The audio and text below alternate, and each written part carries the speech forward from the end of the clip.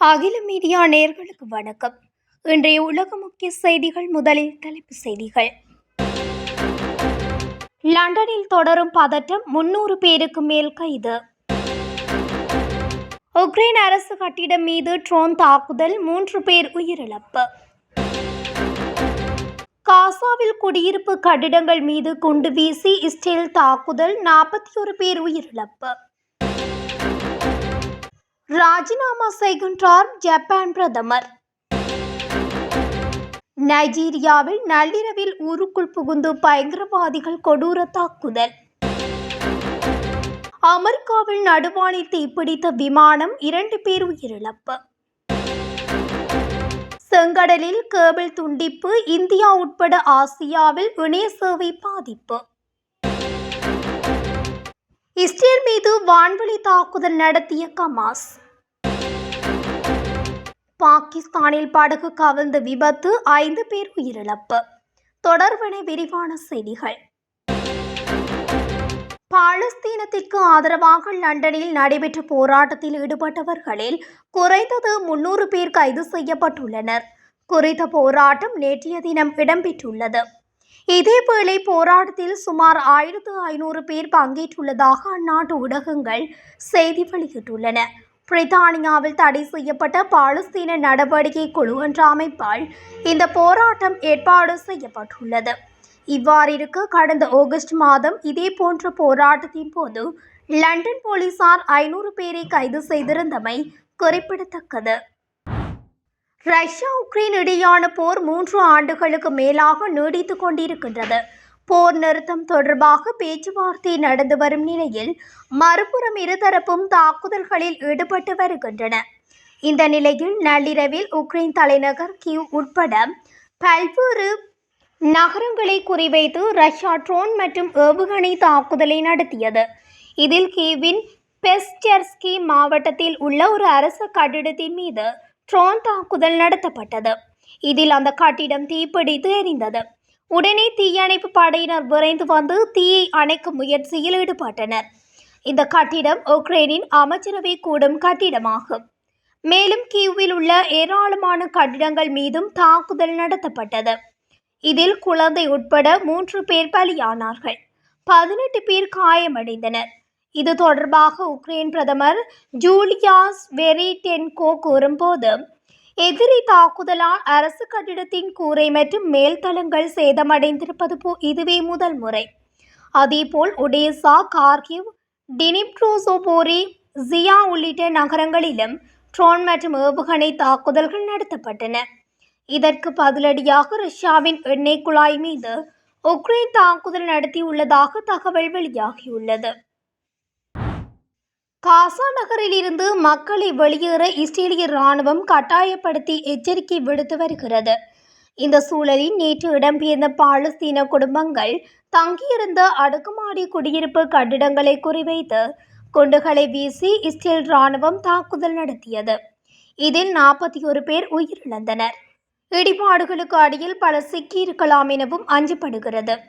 October 2023 போர் தொடங்கியதிலிருந்து காசாவில் இதுவரை இஸ்ரேலிய இராணுவத்தால் 64,368 பேர் கொல்லப்பட்டுள்ளனர். 1,62,367 பேர் காயமடைந்துள்ளனர். காசா நகரை முழுமையாக கைப்பற்ற இராணுவத்துக்கு இஸ்ரேல் பிரதமர் நெதன்யாகு உத்தரவிட்டுள்ளதும் குறிப்பிடத்தக்கது. ஜப்பான் பிரதமர் ஷிகேரு இசிபா ராஜினாமா செய்ய முடிவு செய்துள்ளார்.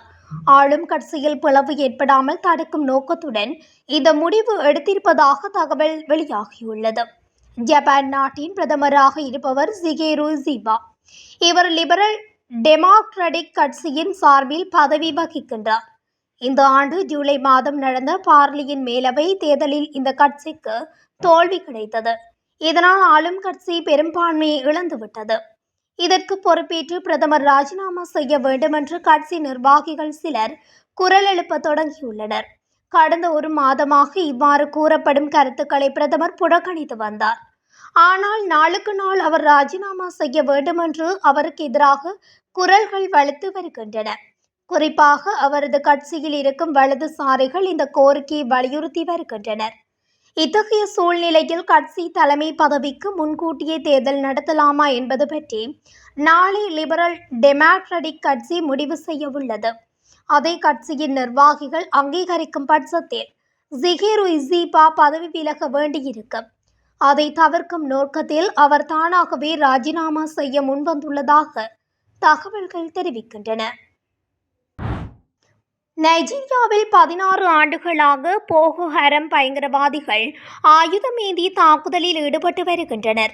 அவர்கள் மேற்கத்திய கல்விக்கு எதிர்ப்பு தெரிவிப்பதுடன் இஸ்லாமிய சட்டங்களை அமல்படுத்த கோரி வருகின்றனர். அந்நாட்டின் வடக்கே அமைந்த அண்டை நாடுகளான நைஜர் உட்பட பல்வேறு நாடுகளிலும் பயங்கரவாதிகளின் ஆதிக்கம் பரவியுள்ளது. இதனால் பொதுமக்களில் 35,000 பேர் வரை பலியாகியுள்ளனர். 20 லட்சத்துக்கும் மேற்பட்டோர் இடம்பெயர்ந்து சென்றுள்ளனர் என ஐநா அமைப்பு வெளியிட்ட அறிக்கை தெரிவிக்கின்றது. இந்நிலையில் நாட்டின் வடகிழக்கே அமைந்த தருள் ஜமால் பகுதியில் நேற்றிரவு திடீரென புகுந்த பயங்கரவாதிகள் கிராம மக்களை நோக்கி துப்பாக்கிகளால் சுட்டு தள்ளினர். இதில் அப்பாவி மக்கள் 60 பேர் வரை படுகொலை செய்யப்பட்டனர். இதனை போர்னோ மாகாண கவர்னர் பாபா கானா ஜூலும் நேற்று மாலை உறுதி செய்துள்ளார். அவர் வெளியிட்ட செய்தியில், உயிரிழந்த மக்களுக்கு இரங்கல் தெரிவிக்கின்றோம். வீடுகளில் வசிப்போர் வீடுகளை விட்டுவிட்டு வேறு இடங்களுக்கு செல்ல வேண்டாம் என கெஞ்சி கேட்டுக்கொள்கின்றோம்.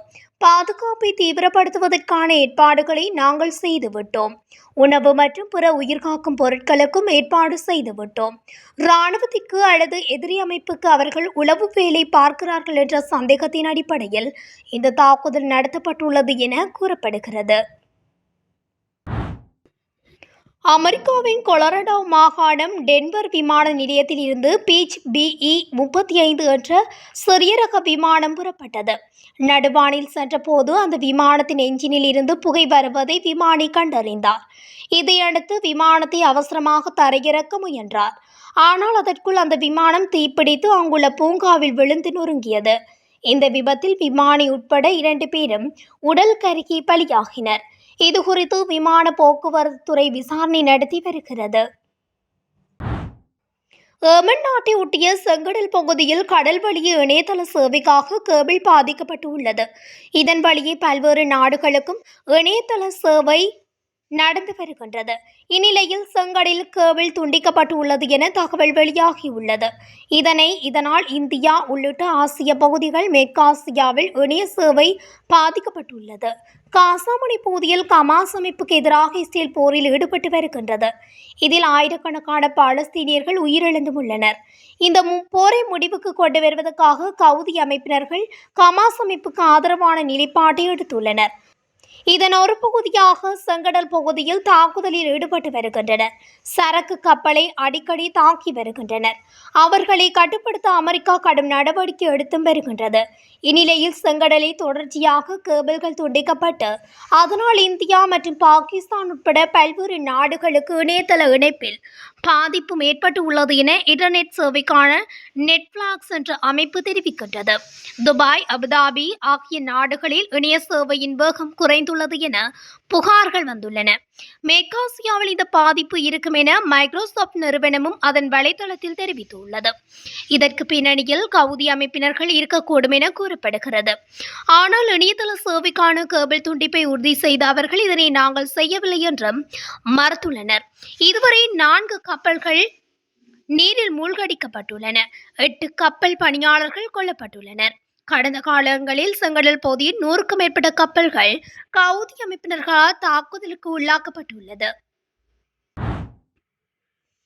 காசா நகரில் உள்ள முஸ்தாகா கோபுரத்தை இஸ்ரேல் நடத்திய பெரிய வான்வெளி தாக்குதலை தொடர்ந்து ஹமாஸ் தொடர்ச்சியான எதிரடி தாக்குதல்களை நடத்தியதாக கூறியுள்ளது. இஸ்ரேலுக்கு எதிராக ஹமாஸ் தொடர்ச்சியான பழி தாக்குதல்களை நடத்தி வருகின்றது. அந்த வகையில் காசா நகருக்கு அருகில் பல இஸ்ரேலிய டாங்கிகளை குறிவைத்து கான்யூனிஸ் அருகே இஸ்ரேலிய பாதுகாப்பு படைகள் மீது மோர்டார் குன்றுகளை வீசியுள்ளதாக அல்கசாம் படைப்பிரிவுகள் தெரிவித்துள்ளன. இஸ்ரேல் நடத்திய வான்வெளி தாக்குதலுக்கு பதிலடியாகவே ஹமாஸ் இந்த அதிரடி தாக்குதல்களை நடத்தியுள்ளது. இதனால் இஸ்ரேல் முழுவதும் பரபரப்பான சூழ்நிலை ஏற்பட்டுள்ளது. பாகிஸ்தானின் தெற்கு பஞ்சாப் மாகாணத்தில் வெள்ளத்தால் பாதிக்கப்பட்டவர்களை ஏற்றிச் சென்ற படகு கவிழ்ந்து விபத்துக்குள்ளானதில் 5 பேர் உயிரிழந்துள்ளதாக வெளிநாட்டு ஊடகங்கள் செய்தி வெளியிட்டுள்ளன. இதேவேளை குறித்த படகில் இருந்த பலர் மீட்கப்பட்டதாக வெளிநாட்டு ஊடகங்கள் தெரிவித்துள்ளன. பாகிஸ்தானில் வெள்ளத்தினால் இதுவரை 4100க்கும் மேற்பட்ட கிராமங்கள் பாதிக்கப்பட்டுள்ளதோடு 2 மில்லியனுக்கும் அதிகமான மக்கள் தங்கள் வீடுகளில் இருந்து வெளியேற்றப்பட்டுள்ளதாகவும் வெளிநாட்டு தகவல்கள் தெரிவிக்கின்றன. இத்துடன் அகில மீடியாவின் இன்றைய உலக முக்கிய செய்திகள் நிறைவடைகின்றன. தொடர்ச்சியாக செய்திகளை அறிந்து கொள்ள அகில மீடியாவுடன் இணைந்திருங்கள். நன்றி, வணக்கம்.